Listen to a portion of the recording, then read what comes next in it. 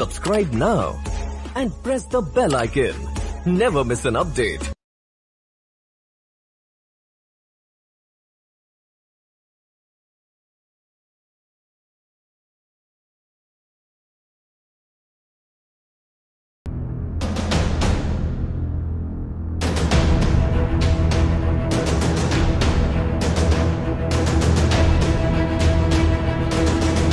కార్యక్రమానికి స్వాగతం.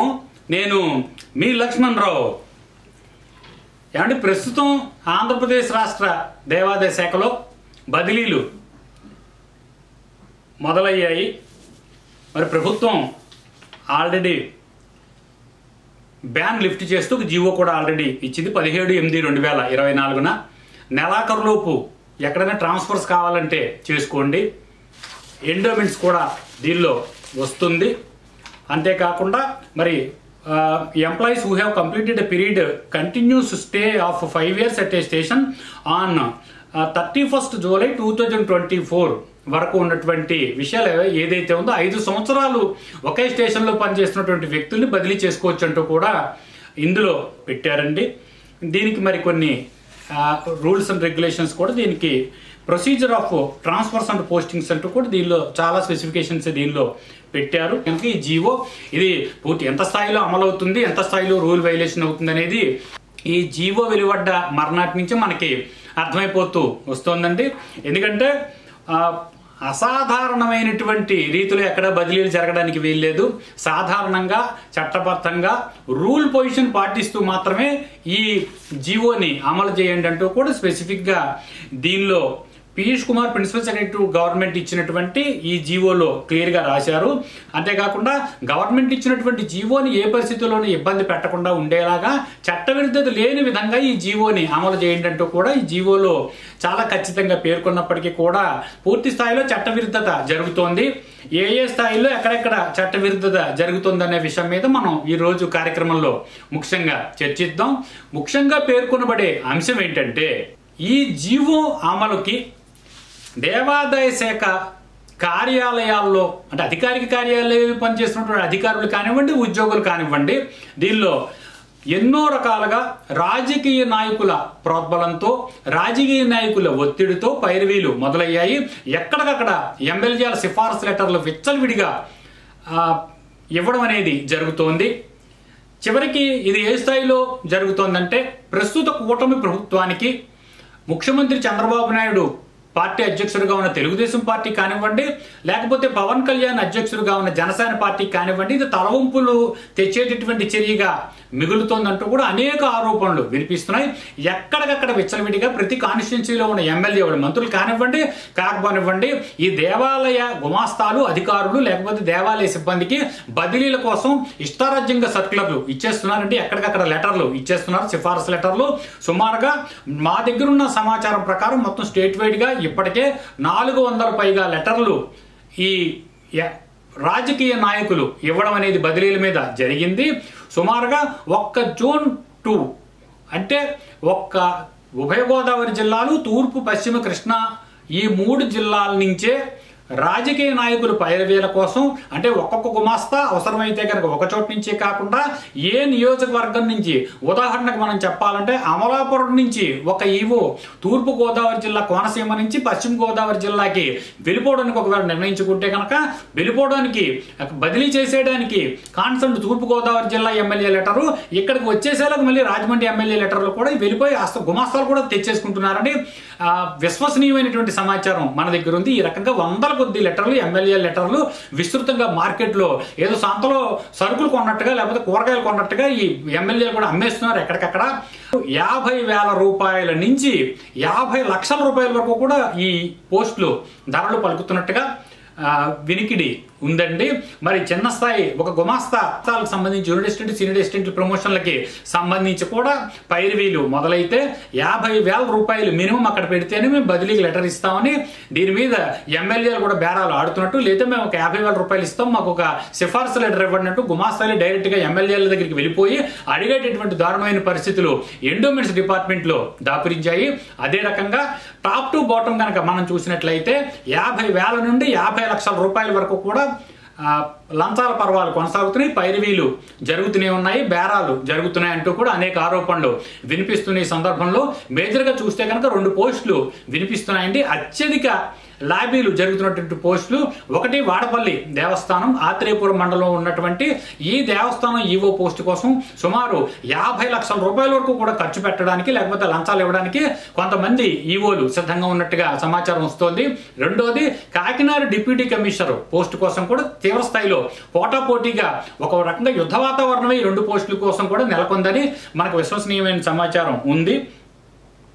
ఇదే రకంగా మనం చూసినట్టయితే మరి ఎందుకు ఇంత పోటాపోటీ వాతావరణంతో ఈ పైరవీలు దేనికి, రాజకీయ నాయకులకు సంబంధించినటువంటి ఈ లెటర్లు ఎంతవరకు ఉపయోగపడతాయని మనం చూస్తే దీని మీద already endowment department commissioner of endowments already ఒక సర్క్యులర్ ఇచ్చారండి. 25/8/2024 endowments department transfer and postings of employees guide lines instructions issued instructions to the zonal deputy commissioner in the state of effect transfers of the temple employees working in the cadre temples అంటూ ఇది 6B temples ఒక circular, 6C temples కి 6A temples కి అధికారికంగా అటు joint కమిషనర్లు కానివ్వండి, ఇటు అయితే డిప్యూటీ కమిషనర్లు కానివ్వండి, లేకపోతే అసిస్టెంట్ కమిషనర్లు కానివ్వండి, ఏ స్థాయిలో ఎక్కడెక్కడ మఫ్సిల్ కోటాలో లేకపోతే దేవాలయాల్లో కూడా బదిలీలు కోరుతున్న వాళ్ళు లేకపోతే జరపాల్సిన అవసరం ఉన్న వాళ్ళ లిస్టు పంపమంటూ కూడా ఒక ఆదేశాలు వచ్చాయండి.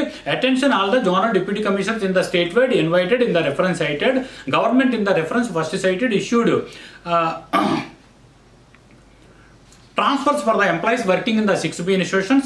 Further, the government in the reference second cited have issued orders lifting the ban on transfers on 19/8/24 to 31/8/24. Hence, all the zonal deputy commissioners in the state are directed to effect transfers to all those employees of 6B institutions who have completed more than 5 years continuous service to the present station in their respective jurisdiction, strictly as per rules GO MS number 301 of 2020, GO MS number 75 of 2024. Any deviation in this regard will viewed seriously అని commissioner దీనిలో రాస్తున్నారండి. ఏ రకమైనటువంటి చట్ట విరుద్ధతున్నా మేము చాలా serious action తీసుకుంటాం ఈ జీవోల అమలులో అంటూ మరి కమిషనర్ రాస్తున్నప్పుడు మోర్ దెన్ 5 years ఎవరైతే కంప్లీట్ అయ్యారో వాళ్ళకి సంబంధించిన వివరాలు మాకు పంపించండి. Director to effect transfers to all those employees in the 6B institution అని రాస్తున్నారు. అది కూడా 5 సంవత్సరాల కంప్లీట్ చేసుకున్నటువంటి దేవాలయ సిబ్బంది ఎవరైతే ఉన్నారో వాళ్ళ వివరాలు పంపమంటూ మరి రాస్తున్నారు. అయితే మరి 5 సంవత్సరాల పైబడ్డ వాళ్ళని మాత్రమే ట్రాన్స్ఫర్ చేస్తున్నారా? ఇది ముఖ్యమైనటువంటి ప్రశ్న. ఎందుకంటే ఇటీవల బదిలీలు కనుక మనం చూసినట్టయితే ఈ బదిలీలు ఏవైతే ఉన్నాయో పూర్తి స్థాయిలో హాస్యాస్పదంగా ఉంటున్నాయి, చట్టవిరుద్ధంగా ఉంటున్నాయి, అంతేకాకుండా రూల్ వైలేషన్ చేస్తున్నాయి. గతంలో ఇదే రకంగా ఇచ్చినటువంటి బ్యాన్ లిఫ్ట్ చేస్తే జరిగినటువంటి బదిలీల్లో బదిలీలైనటువంటి ఉద్యోగులు కానివ్వండి లేకపోతే దేవాలయ సిబ్బంది కానివ్వండి తిరిగి మళ్ళీ వాళ్ళు ఏ ఇన్స్టిట్యూషన్లో పనిచేస్తున్నారో ఆయా ఇన్స్టిట్యూషన్లకే మళ్ళీ డిప్యూటేషన్ల పేరు మీద 90% ఆల్రెడీ వెళ్ళిపోయారు. మరి డిప్యూటేషన్ల మీద వర్కింగ్ అరేంజ్మెంట్ల మీద గుమాస్తాలు కానివ్వండి సిబ్బంది కాకుండా ఇష్టారాజ్యంగా వెళ్ళిపోతున్నప్పుడు అసలు ట్రాన్స్ఫర్స్కి విలువే ఉందంటూ కూడా మనం గతంలో కొన్ని కార్యక్రమాలు చేశాము. ముఖ్యంగా రాజకీయ నాయకులు పైరవీలు బాగా ఎక్కువైపోయాయంటూ కూడా ఆరోపణలు వినిపిస్తున్నటువంటి ఈ సందర్భంలో బదిలీలు అసలు ఎవరెవరికి చేస్తున్నారు, ఎన్ని రకాలుగా చేస్తున్నారు, బదిలీల కోసం ఎవరెవరైతే తాపత్రయపడుతున్నారో కొన్ని వివరాలు మన దగ్గర అయితే ఉన్నాయండి. వాటి మీద మనం చూద్దాము. దీని మీద అయితే మాత్రం పూర్తి స్థాయిలో రాజకీయంగా పూర్తిగా వేడి రాజుకుంది. అంతేకాకుండా బదిలీల మీద తీవ్ర కసరత్తు జరుగుతోంది. దేవాదాయ కమిషనరేట్ ఇప్పటికే మొత్తం అటు అధికారులు ఇటు ఉద్యోగులతో ఒక హౌస్ఫుల్ అయిపోయినటువంటి సినిమా హాల్లో కిటకిటలాడిపోతుంది. ఎక్కడ చూసినా డబ్బు ధారాళంగా ప్రవహిస్తోంది. తమకు ఇష్టారాజ్యంగా ఏ దేవస్థానాల్లో అత్యధిక ఆదాయం కలిగినటువంటి దేవస్థానాల్లో మాకు నియామకాలు కావాలని దేవాలయ సిబ్బంది బాగా పలుకుబడి కలిగి ఎక్కువ ఆదాయం కలిగేటటువంటి సంస్థలకు ఇన్ఛార్జిగా ఉండాలంటూ అధికారిక కార్యాలయాల్లో అధికారుల కింద పాతుకుపోవడం కోసం అని చెప్పి అధికారులు కొన్ని రకాలుగా పైరవీలు చేసుకోవడం కోసం హెడ్ ఆఫీసు హౌస్ఫుల్ చేసేసారంటే అక్కడ హౌస్ఫుల్ బోర్డు కనిపిస్తోంది. ఎక్కడ చూసినా డబ్బు సంచులతో లంచాల ఆరోపణలు పూర్తి స్థాయిలో వినిపిస్తున్నాయి. అక్కడ హెడ్ ఆఫీస్ లో కూడా ఒక పొలిటికల్ గా ఇన్ఫ్లుయెన్స్ లేనిదే, రాజకీయ నాయకులు పైరవీ లేనిదే, ఒక ఎమ్మెల్యే గాని మంత్రి గాని రిఫరెన్స్ లెటర్ ఇవ్వకుండా ఈ బదిలీల కోసం సిఫార్సు లెటర్ ఇవ్వకపోతే మాత్రం ఎవరిని బదిలీ చేయటం లేదని తెలిసింది. నీతిగా నిజాయితీగా ఉంటూ పలుకుబడి లేని వాళ్ళు మాత్రం కుదేలైపోయి సంవత్సరాల తరబడి 10 ఏళ్ల తరబడి 20 ఏళ్ల తరబడి ఒకే చోట పనిచేస్తున్న వాళ్ళు ఉన్నారు. వాళ్ళకి బదిలీలు లేవండి, కావాలని వాళ్ళని బదిలీలు చేయటం లేదు. మరికొందరు అయితే 10 ఏళ్ళు 20 ఏళ్ళు అక్రమాలకు అలవాలమైపోయినటువంటి కోట్ల రూపాయల అక్రమ సంపాదనకు పడ్డటువంటి కొంతమంది ఉద్యోగులు అధికారులు అయితే వాళ్ళు 20 సంవత్సరాలు 15 సంవత్సరాల నుంచి ఒక చోట పనిచేస్తున్నప్పటికీ కేవలం 2-3 ఏళ్ల నుంచి మాత్రమే అక్కడ పనిచేస్తున్నట్టుగా రికార్డు సృష్టించుకుని బదిలీలు చేయించుకోకుండా ఒక రకమైన అవినీతికి పాల్పడుతున్నారు. అంటే ఈ అవినీతి 2 రకాలుగా ఉంది. ఒకటి, అర్హత లేకపోయినా, అనుభవం లేకపోయినా, 5 సంవత్సరాలు కాకపోయినప్పటికీ, రూల్ పొజిషన్ లేకపోయినప్పటికీ తమ ఇష్టారాజ్యంగా రాజకీయ నాయకులు పరపతితో తెచ్చుకున్నటువంటి వాళ్ళకి లంచాలు ఇచ్చి కొనుక్కున్న సిఫారసు లెటర్ల ద్వారా హెడ్ ఆఫీసును ఇన్ఫ్లుయెన్స్ చేస్తూ అక్కడ వాళ్ళకి కావలసిన రీతిలో సంబంధిత సెక్షన్ సూపరింటెండెంట్లకి లేకపోతే ఉన్నతాధికారులకి లంచాలు కుమ్మరించడం ద్వారా తమ ట్రాన్స్ఫర్లు ఏవైతే ఉన్నాయో వాటిని నికరం చేసుకోవడం కోసం ఒక రకమైన పైరవీలు అయితే, వాళ్ళు కేవలం 6 నెలల క్రితం కానివ్వండి, కేవలం 3 నెలల క్రితం ఉద్యోగంలో బదిలీ అయ్యి ఆ టెంపుల్కి లేకపోతే ఆ ఉద్యోగంలోకి వచ్చినటువంటి అధికారుల సిబ్బంది కూడా ఈ రకమైన అక్రమాలకు పాల్పడుతుంటే, మరొక చోట చూస్తే 25 ఏళ్ళు 25 ఏళ్ళు ఒకే చోట ఉన్నప్పటికీ కూడా, ఉదాహరణకు మనం చూసినట్టయితే ఉమా కోటిలింగేశ్వర స్వామి టెంపుల్ రాజమండ్రిలో ఉందండి. 2 గుమాస్తాలు పనిచేస్తున్నారు. వాళ్ళు 16 ఏళ్ళు 18 ఏళ్ళు అక్కడే పనిచేస్తున్నారు. వాళ్ళకి ట్రాన్స్ఫర్స్ లేవు. ఇదే రకంగా చూస్తే తుని గ్రూప్ టెంపుల్స్ లో కానివ్వండి, కాకినాడ గ్రూప్ టెంపుల్స్ లో కానివ్వండి, ఇంకా ఉదాహరణగా తీసుకుంటే అనేక రకాల గ్రూప్ టెంపుల్స్ లో పనిచేస్తున్నటువంటి ముఖ్యంగా బికవల్ గ్రూప్ టెంపుల్స్ లో పనిచేసినటువంటి గుమాస్తాలు కూడా 16 ఏళ్ళు 18 ఏళ్ళ నుంచి ఒకే చోట పనిచేస్తున్నారు. సుమారుగా 10 ఏళ్ళు పైబడి ఒకే చోట పనిచేస్తున్నప్పటికీ వాళ్ళ వివరాలు అధికారులు సేకరించి ఉన్నతాధికారులకు పంపించి వీళ్ళని బదిలీలు చేయడంలో పూర్తి స్థాయి వైఫల్యం చెందుతున్నారన్న ఆరోపణలు కూడా మరి వినిపిస్తున్నాయి. తాపత్రయపడుతున్నటువంటి వ్యక్తుల పేర్లు కనుక మనం చూసినట్లయితే, కాకినాడ డిప్యూటీ కమిషనర్గా ప్రస్తుతం విజయరాజు పనిచేస్తున్నారు. ఒక ఫ్లాష్ న్యూస్ వస్తోంది. వారిని బదిలీ చేసినట్టుగా కూడా ఇప్పుడే మనకి సమాచారం వచ్చిందండి. అయితే ఈ కాకినాడ డిప్యూటీ కమిషనర్ విజయరాజు బదిలీ మీద కూడా గట్టి తీవ్రస్థాయి లాబీలు అయితే జరిగాయి. మరి దీని మీద మనం ఇంకా గట్టిగా చూసినట్లయితే, ఈ పోస్ట్ కోసం అటు అన్నవరం దేవస్థానంలో పనిచేస్తున్నటువంటి డిఎల్వి రమేష్ బాబు కానివ్వండి, లేకపోతే హెడ్ ఆఫీసులో పనిచేస్తున్నటువంటి శోభారాణి కానివ్వండి, కాకినాడ డిప్యూటీ కమిషనర్గా రావడానికి ప్రయత్నాలు చేస్తున్నట్టుగా సమాచారం ఉంది. మరి 29/8/2024 COE/15022/136/2024 ఈ section endowments transfer and postings certain in-charge arrangements of the post of deputy commissioner endowments department Kakinada instructions issued అని ఒక సర్క్యులర్ ఇప్పుడే వచ్చిందండి. ఇది ఒక ఫ్లాష్ న్యూస్. ఒక 10 నిమిషాల క్రితమే ఈ సర్క్యులర్ వెలువడింది. In the interest of the administration of institutions of endowments M Vijayaraju deputy commissioner endowments department Kakinada is hereby transferred to the post of deputy commissioner endowments department Kakinada with immediate effect.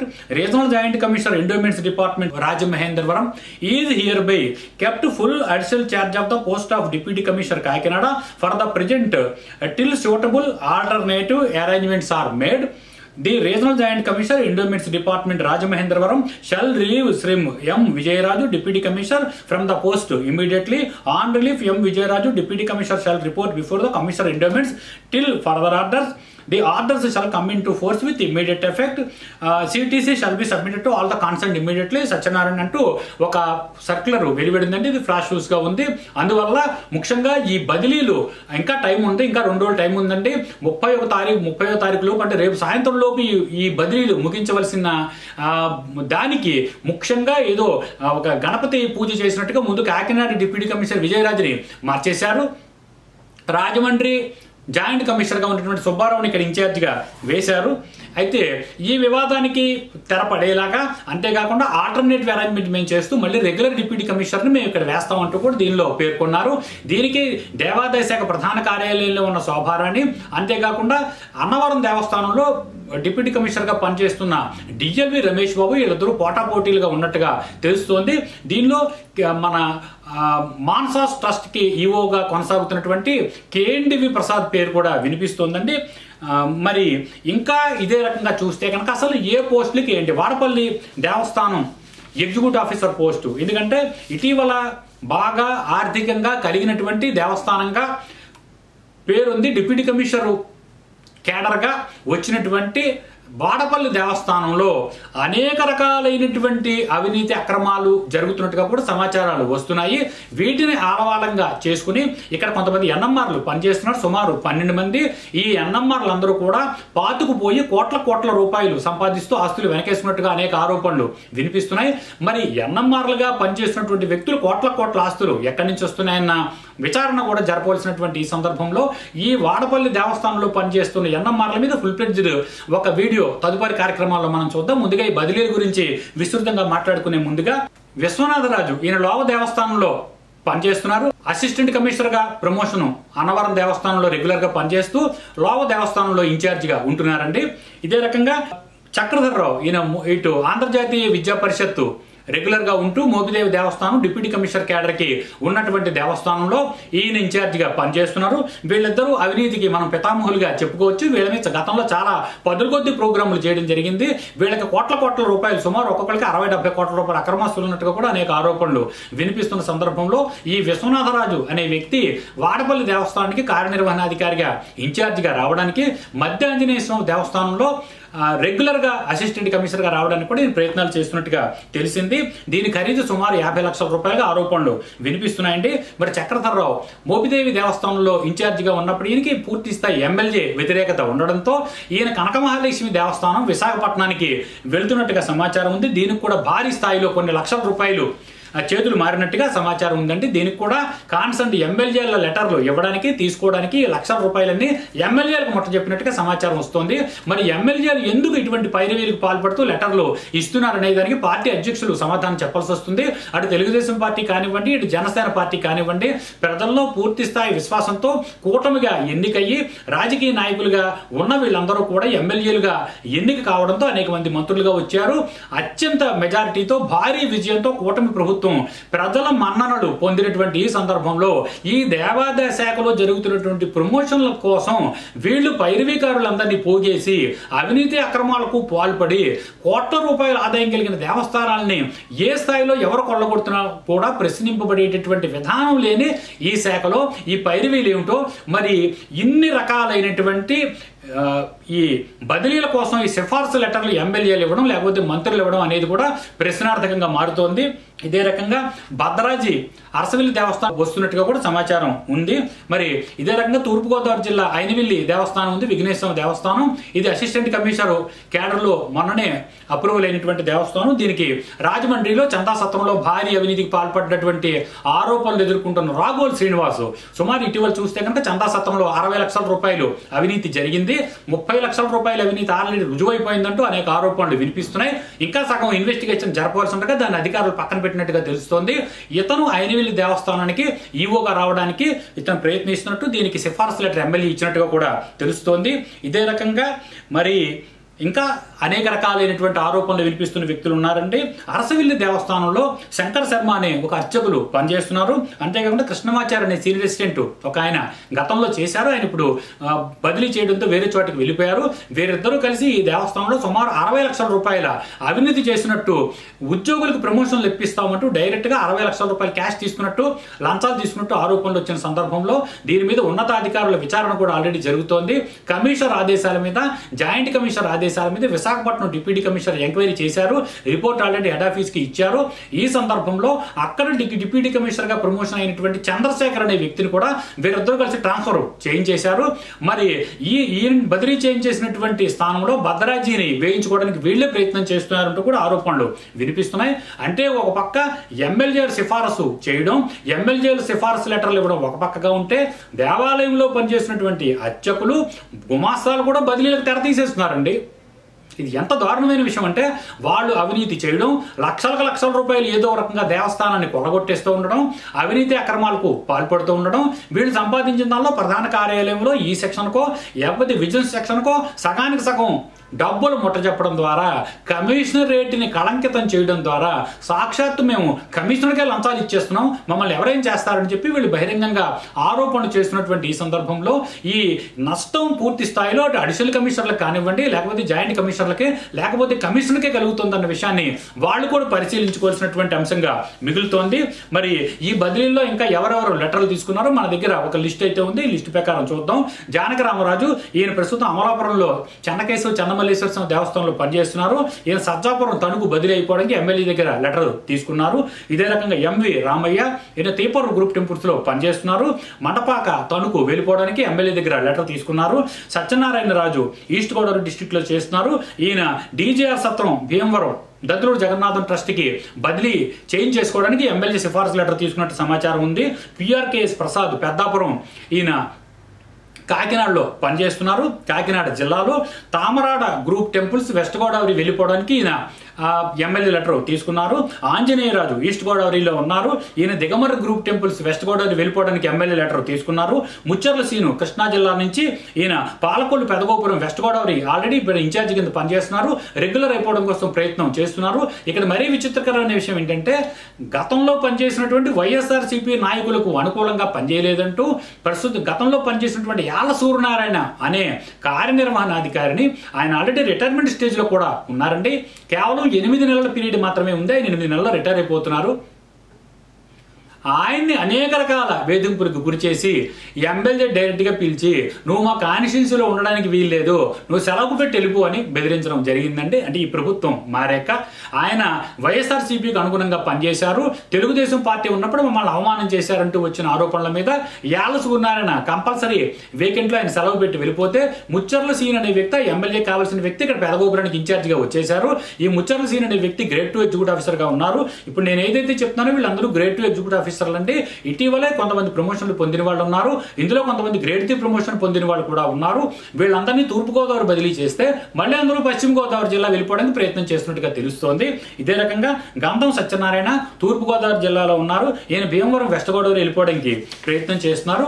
అంతేకాకుండా ఇక్కడ మన కానూరు సురేష్ బాబు ఈయన విజయవాడ ప్రస్తుతం పాత శివాలయంలో పనిచేస్తున్నారు. ఈయన గతంలో సోమేశ్వర స్వామి దేవస్థానం ఉయ్యూరులో కానివ్వండి కొండాలమ్మ దేవస్థానంలో కానీ పనిచేస్తున్నప్పుడు అనేక అవినీతి ఆరోపణలు వినిపించాయి. ఈయన వేదాద్రి దేవస్థానానికి ఎమ్మెల్యే దగ్గర లెటర్ తీసుకున్నారు ఇన్ఛార్జిగా రావడానికని తెలుస్తోంది.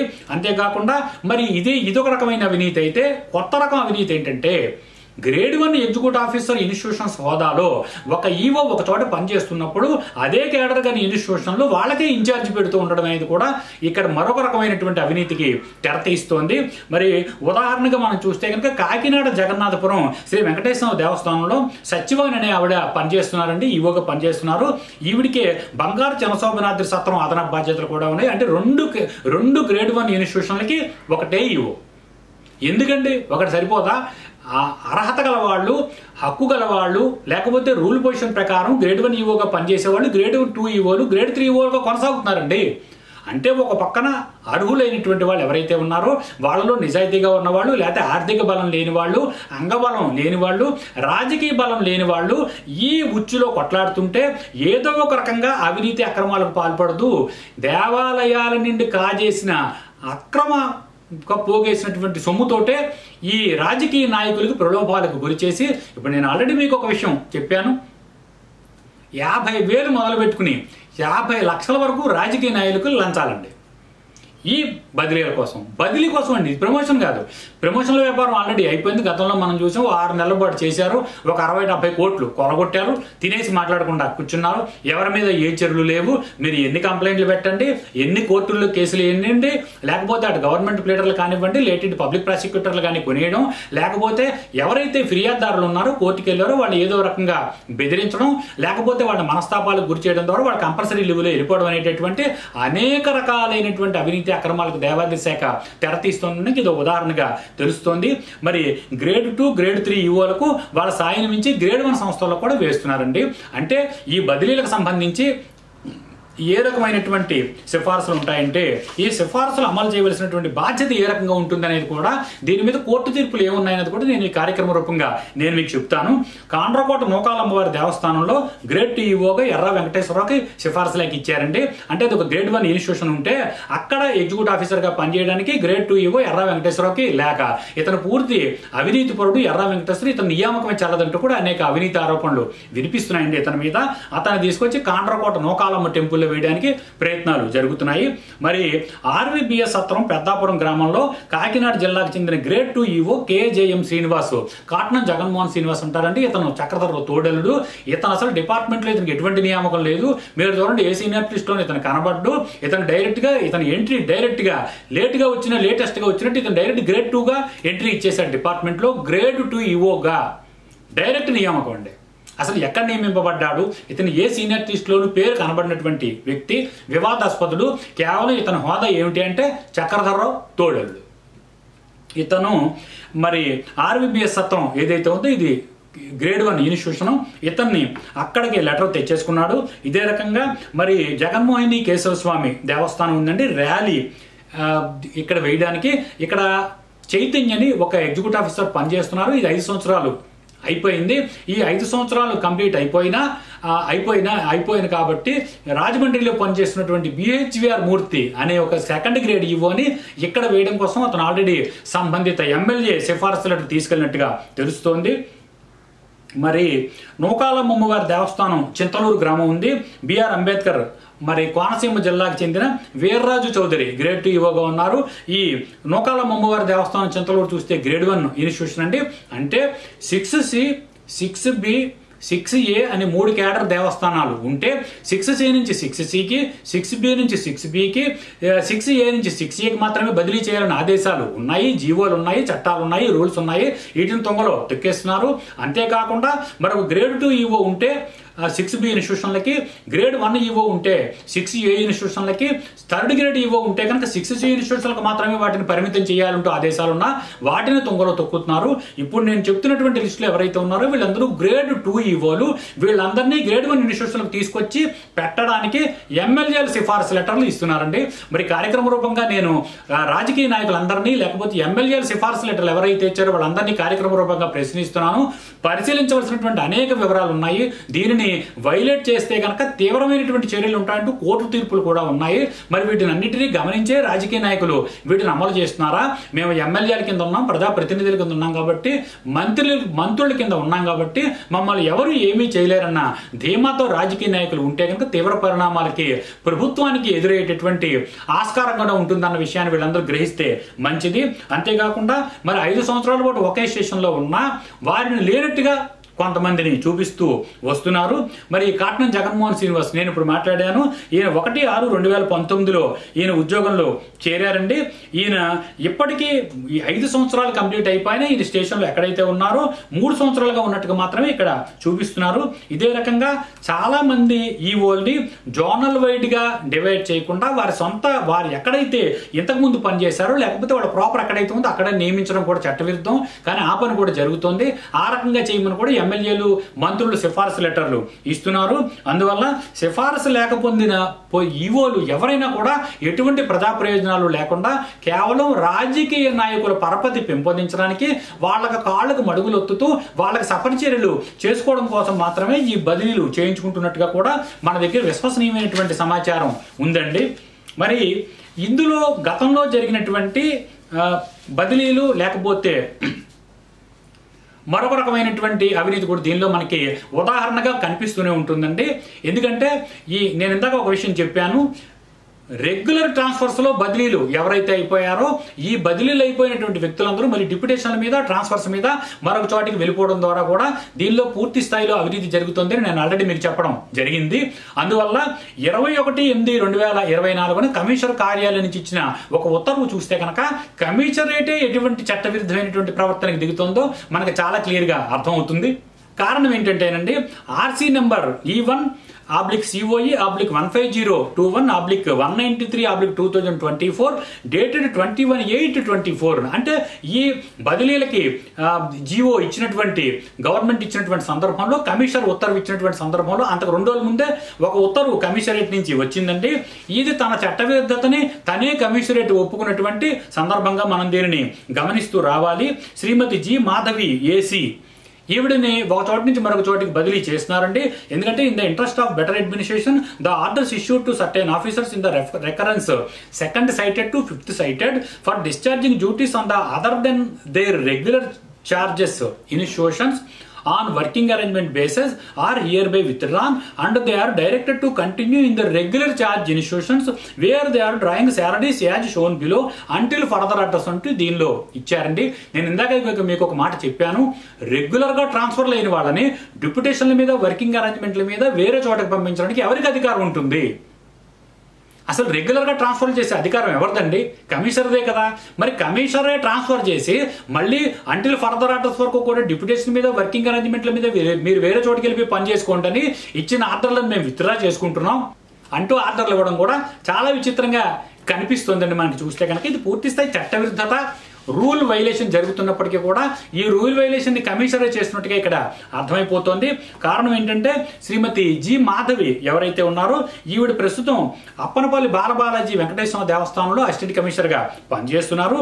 అయితే ఈ ఇమ్మీడియట్ గా ఛార్జ్ హ్యాండ్ ఓవర్ చేయమన్న ఆదేశాలు ఉన్నాయి. ఎవరికంటే అంతర్వేద దేవస్థానం ఈవోకి ఛార్జ్ చెప్పమంటూ ఆదేశాలు ఉన్నాయి. రెగ్యులర్ ఛార్జ్ ఎక్కడంటే వెంకటేశ్వర దేవస్థానం వైకుంఠపురం వెళ్ళిపోమంటూ కూడా ఈవిడకి ఆర్డర్ ఇచ్చారు. కారణం ఏంటంటే ఈవిడ అసలు రెగ్యులర్ గా పనిచేయవలసింది వైకుంఠపురంలోనే, ట్రాన్స్ఫర్ చేసింది వైకుంఠపురానికే. అంతకుముందు ఒంగోలు జిల్లా ఏసీగా ఉన్న ఈవిని తీసుకొచ్చి వైకుంఠపురం రెగ్యులర్ ట్రాన్స్ఫర్ చేశారండి. మళ్ళీ డిప్యుటేషన్ మీద వర్కింగ్ అరేంజ్మెంట్ పేరు మీద అప్పనపల్లి వేశారు. ఆవిడ జీతం మాత్రం వైకుంఠపురంలోనే తీసుకుంటుందట, పని అప్పనపల్లిలో చేస్తుందట.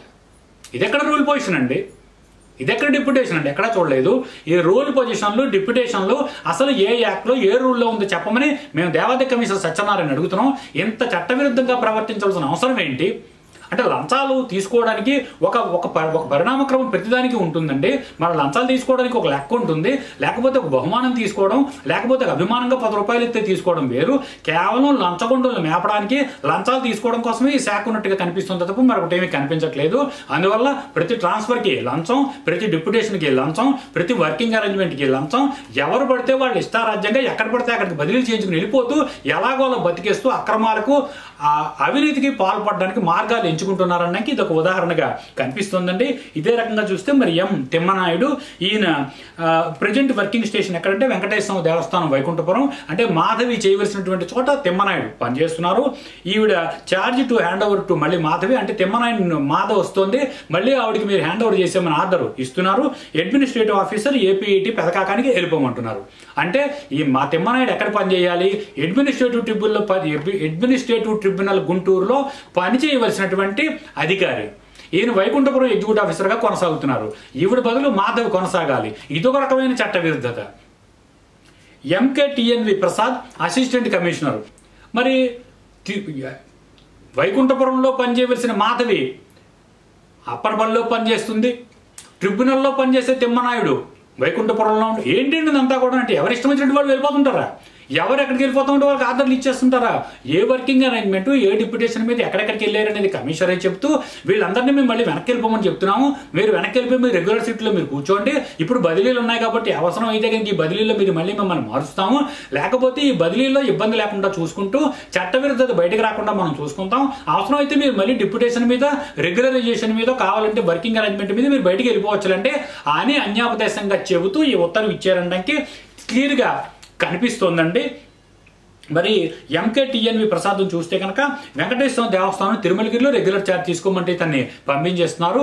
ఇదే రకంగా ఇంకా అనేక మందికి ఈ రకంగా చూస్తే కనుక officers concept director to take necessary action to handing over and taking over the complete charge of the institutions as per applicable and submit charge lists to the concerned అంటూ రాస్తున్నారండి. అదే రకంగా NV Sambasivarao assistant commissioner executive officer Shri Venugopala Swamy Devasthanam Nemali Gampalagudem NTR district shall hand over complete charge of Sri Venkateswaram Tirumalagiry NTR district. Sri MKTVN Prasad assistant commissioner gets himself revealed and రాస్తున్నారు. అంటే మళ్ళీ చూస్తే కనుక ఈ MKTNV ప్రసాద్ పనిచేయవలసినటువంటి చోట ఈ నోతక సాంబశివరావు అనే వ్యక్తి పనిచేస్తున్నారు. వి Satyanarayana ACEO Shri Lakshmi Narasimha Swamy Devasthanam Antarvedi kept FAC2 post of ACEO బాలబాలాజీ Devasthanam Appanapalli Ambedkar Konaseema till further address అని రాస్తున్నారండి. అంటే మళ్ళీ అంతర్వేది ఈవో దేవస్థానం ఈవో సత్యనారాయణ ఎవరైతే ఉన్నారో వాళ్ళని అప్పనపల్లి దేవస్థానంలో వేస్తున్నారు. ఇంత గ్రంథం దేనికండి? అసలు అప్పనపల్లి దేవస్థానం నుండి అంతర్వేది దేవస్థానం 10 కిలోమీటర్లు కూడా ఉండదండి. ముందే సత్యనారాయణని అప్పనపల్లి వేసుంటే మాధవిని ఒంగోలు ఏసీగా ఉన్న మాధవిని వైకుంఠపురం బదిలీ చేసి వైకుంఠపురం నుంచి అప్పనపల్లి పంపించి ఆవిడ బదులు తిమ్మనాయుడిని తీసుకొచ్చి వైకుంఠపురంలో వేసి ఎంకేటీఎన్వి ప్రసాద్ని తీసుకొచ్చి ట్రిబ్యునల్లో వేసి నెమల్లో పనిచేస్తున్న నూతక్క సాంబశివరావుని తీసుకొచ్చి తిరుమలగిరిలో వేసి ఎందుకండి ఇన్ని డ్రామాలు? అంటే ఒక అంతులేని డ్రామాలు అనమాట. ఎన్ని రకాల డ్రామాలు ఆడుతున్నారంటే బదిలీల పేరు మీద, ట్రాన్స్ఫర్ల పేరు మీద, వర్కింగ్ అరేంజ్మెంట్ల పేరు మీద, డిప్యూటేషన్ల పేరు మీద ఆడుతున్నటువంటి కమిషనరేట్ ఆడుతున్న డ్రామాలు మొత్తం కూడా ఇక్కడ బయట పడుతున్నాయండి. వీటికి తెరపడుతుందేమో అనుకుంటే తెరపడేటటువంటి పరిస్థితి అయితే ఏమీ కనబడటం లేదు. మళ్ళీ ప్రమోషన్ల వ్యాపారం క్లోజ్ అయింది అనుకుంటే మళ్ళీ ఏ ట్రాన్స్ఫర్ల వ్యాపారం కొత్తగా మొదలైంది. అందువల్ల మరొక విషయం కూడా ఏంటంటే ఈ బదిలీల్లో ఎమ్మెల్యేలు చేసినటువంటి సిఫార్సు లేఖలు అసలు ఏమి చల్లవు. ఏ స్థాయిలో ఎక్కడ ఎమ్మెల్యే లెటర్ కనిపించినప్పటికీ మా దృష్టికి తీసుకురండి. దీని మీద ప్రజా ప్రయోజన వ్యాజ్యాలు వేసుకోవడం ద్వారా ఈ మొత్తం ఈ బదిలీని మనం నిలుపుదల చేద్దామంటూ కూడా లీగల్ కౌన్సిల్ ఇప్పటికే మనకి తెలియజేయడం జరిగింది. మరి దీనిని బేస్గా కనుక మనం చూసుకుంటే అసలు ఎమ్మెల్యేల లెటర్లకి చెల్లుబాటు ఏంటి? ఒక్క నిమిషం మనం చూద్దాం. దీని మీద మనం సుమారుగా చూస్తే కనుక 2 కోర్టు జడ్జిమెంట్లు కూడా ఉన్నాయండి, హైకోర్టు జడ్జిమెంట్లు. హిమాచల్ ప్రదేశ్ హైకోర్టు ఇచ్చింది భోలా దత్తా వర్సెస్ హెచ్పిఆర్స్ 26 ఏప్రిల్ 2022 ఒక జడ్జిమెంట్ ఇచ్చిందండి. దీనిలో కానివ్వండి లేకపోతే interference in transfer seats efficiency Karnataka high court అంటూ మరొక జడ్జిమెంట్ కూడా ఉందండి. ఈ 2 జడ్జిమెంట్లు మనం చూసినట్టయితే కనుక ప్రజాప్రతినిధులు ఇచ్చేటటువంటి లేఖలు ఎమ్మెల్యే కానివ్వండి, మంత్రులు కానివ్వండి, ఏ స్థాయిలోనూ కూడా సిఫార్సు లేఖలు చల్లవంటూ హైకోర్టులు కొండ బద్దలు కొట్టేస్తున్నాయి. కానీ ఏ స్థాయిలో ఏ ఉద్యోగి ఏ అధికారి ధైర్యం చేసి కోర్టుకు వెళ్తారు మనం ఇచ్చిన లేఖల మీద? ఒక పక్క రాజకీయ నాయకులు అవి బయట పెట్టేటటువంటి పరిస్థితి ఉండదు. మనం అసలు వాటిని బయట పెట్టకుండా మనం విధానాలు అమలు చేసుకుంటూ మనం దండుకునే లంచాలు మనం దండేసుకున్నాక ఎవరిని అక్కడ పారేసి ట్రాన్స్ఫర్స్ పేరు మీద మన పనులను చూసేసుకుంటే పోయేది ఏముందంటూ ఇటు దేవాదాయ కమిషనరేటు వెర్రవేగుతున్నటువంటి ఈ సందర్భంలో ఇది గమనించవలసిన అంశంగా ముఖ్యంగా మనం కోరుతున్నాం. ప్రజాప్రతినిధులు ప్రభుత్వ అధికారులు పనితీరు పైన ఫిర్యాదు హక్కు చేసే హక్కు ప్రజాప్రతినిధులకు మాత్రమే ఉంది. అయితే ఈ ఫిర్యాదులను తప్పనిసరిగా అడ్మినిస్ట్రేటివ్ డిపార్ట్మెంట్ ధృవీకరించాలి మరియు తుది చర్యను పరిపాలనా విభాగం తీసుకోవాలి. బదిలీ అనేది శిక్ష కాదు. మరియు బదిలీని శిక్షార్హులుగా విధించినట్లయితే ప్రజా ప్రయోజనాల కోసం బదిలీలు చేయడం యొక్క మొత్తం ఉద్దేశం ఫలించదు. ఒక స్టేషన్లో మొరటగా లేదా అసమర్థంగా ఉన్న ఉద్యోగి మరొక స్టేషన్లో మర్యాదగా లేక సమర్థంగా ఉండేటటువంటి పరిస్థితి ఉండదు. బదిలీ ఏ ప్రయోజనాన్ని అందించదు. ప్రభుత్వ ఉద్యోగులపై వచ్చిన ఫిర్యాదుల్లో ప్రజాప్రతినిధుల ఆరోపణలు మాత్రమే సరైనవని తేలితే అలాంటి ప్రభుత్వ ఉద్యోగులపై క్రమశిక్షణా చర్యలు తీసుకోవాల్సి ఉంటుంది. మేము ప్రజాస్వామ్యంలో జీవిస్తున్నాము మరియు రాజ్యాంగం ప్రకారం మన ఎన్నికైన ప్రతినిధులు చట్టసభల్లో పనిచేయాలి మరియు నిర్వాహకులుగా కాదు. వారు పరిపాలనలో లేదో ఎగ్జిక్యూటివ్ పరిపాలనలో పనిచేసుకునేటటువంటి జోక్యం ప్రసక్తే లేదు. దీంతో ఇప్పటికే ప్రభుత్వోద్యోగులు తమ విధులను పణంగా పెట్టి రాజకీయ నాయకులను ప్రసన్నం చేసుకునేందుకు పరుగులెత్తుతున్నట్టుగా కనిపిస్తోంది. దీంతో ఆయా శాఖల పాలనలో ఉన్న అధికారులు సైతం నిలదీస్తున్నారు. డిపార్ట్మెంట్ ఎలా నిర్వహించాలి మరియు ఏ ఉద్యోగిని ఏ ప్రదేశానికి బదిలీ చేయాలనే దానిని నిర్ణయించేటటువంటి ఉత్తమ న్యాయమూర్తులు రాజకీయ నాయకులు వారి పాత్రను పోషించలేరు. అంతర్లీనంగా ఇటువంటి చట్టవిరుద్ధమైన మరియు అక్రమమైన పద్ధతులను ఎంత త్వరగా అంతమొందిస్తే రాష్ట్ర పరిపాలన సజావుగా కొనసాగడానికి ఇక్కడ అంత మంచిది, కొనసాగడానికి ఒక అంశం అంటూ మిగులుతుందంటూ కూడా హిమాచల్ హైకోర్టు ఏదైతే హిమాచల్ ప్రదేశ్ హైకోర్టు ఇచ్చినటువంటి జడ్జిమెంట్లోని తుది అంశం నేను మీకు వినిపించానండి. అందువల్ల ఈ హిమాచల్ ప్రదేశ్లో కూడా ఇదే రకంగా రాజకీయ నాయకులు సిఫారసు లెటర్ల మీద జరిగిన బదిలీలన్నీ కొట్టేస్తూ ఆ హిమాచల్ ప్రదేశ్ హైకోర్టు ఇచ్చినటువంటి జడ్జిమెంట్ని ఇప్పుడు నేను మీ దగ్గర ఉంచాను. ఇదే రకంగా సుమారుగా నా దగ్గర 5 జడ్జిమెంట్ కాపీలు ఉన్నాయి. అందువల్ల రాజకీయ నాయకులు పైరవేళ్లతో ప్రలోభాలతో ఈ రకంగా ఇచ్చినటువంటి సిఫారసు లెటర్కి ఏ విధమైన చెల్లుబాటు లేదు. వీటిని పబ్లిక్ ఇంటర్ లిటిగేషన్ ద్వారా లేకపోతే ప్రజా ప్రయోజన వ్యాజ్యాల ద్వారా ఉన్నత న్యాయమూర్తులు లేకపోతే కోర్టుల దృష్టికి విషయాలు తీసుకెళ్లడం ద్వారా వీటిని నిరోధించవలసిన అవసరం ప్రజలకు ఉంది. ఇది పబ్లిక్ ఇంట్రెస్ట్ తో కూడినటువంటి అంశం. అందువల్ల పూర్తి స్థాయిలో ఇటువంటి నిరంకుశమైనటువంటి లేదా అప్రజాస్వామికమైనటువంటి విధానాలన్నింటినీ అరికట్టవలసిన బాధ్యత ప్రతి పౌరుడి మీద కూడా, బాధ్యత కలిగిన ప్రతి పౌరుడి మీద ఉంది. ఇటువంటి బాధ్యత మా మీద కూడా ఉంది. ఎవరికైనా సరే దేవాదాయ శాఖలో ఈ బదిలీల వల్ల మాకు అన్యాయం జరిగిందని కానీ లేకపోతే మేము ఈ అవినీతి అక్రమాలకు సహకరించేటటువంటి ప్రసక్తి లేదనుకునే వారు ఎవరైనా కానీ వారికి అన్యాయం జరిగిందంటే కనుక మా కార్యాలయాన్ని సంప్రదిస్తే వారికి చట్టపరమైనటువంటి సహాయాన్ని అందించడానికి మేము ఉచితంగా సిద్ధంగా ఉన్నామని తెలియజేస్తున్నాము. అందువల్ల ముఖ్యంగా గవర్నమెంట్ బ్యాన్ లిఫ్ట్ చేశాక జరుగుతున్నటువంటి బదిలీల్లో పూర్తి స్థాయిలో రాజకీయ నాయకులు మంత్రులు ఇచ్చినటువంటి చేసినటువంటి సిఫారసు లెటర్ల మీద జరిగే బదిలీలకి ఏ స్థాయిలోనూ చట్టబద్ధత లేదు. ఇవి ఏమి చల్లవు. ఈ రకమైనటువంటి పైరువీలు చేయడానికి యాక్చువల్ గా ముఖ్యంగా చూస్తే కనుక ప్రభుత్వం, కూటమి ప్రభుత్వం కూడా 1-2 సార్లు ఆలోచించుకోవాల్సిన పరిస్థితి అయితే ప్రస్తుతం ఎదురవుతోంది.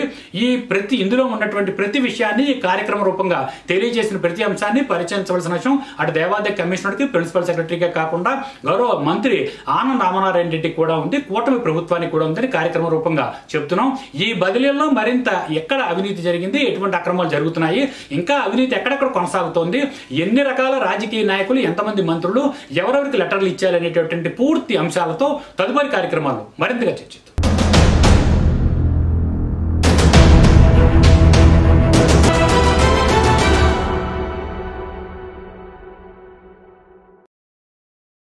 Subscribe now and press the bell icon.